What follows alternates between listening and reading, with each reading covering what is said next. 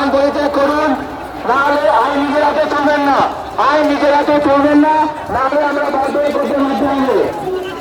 স্থান পরিত্যাগ করুন, আপনারা স্থান পরিত্যাগ করুন। জামায়াত ঘোষণা করা হয়েছে, আপনাদের জানানো হচ্ছে আপনারা বিনামূল্যে বাড়ি থেকে চলে যান, আইন চলবেন না।